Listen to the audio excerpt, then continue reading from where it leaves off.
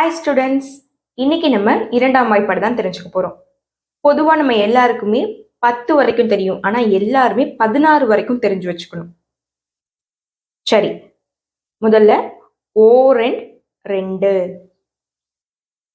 ரெண்டி ரெண்டி 4, மூவிரெண்ட் 6, நாலிரெண்ட் 8, ஐரெண்டு 10, 6 12,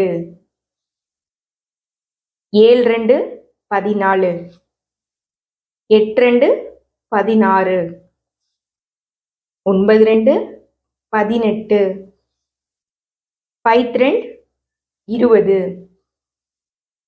11 22,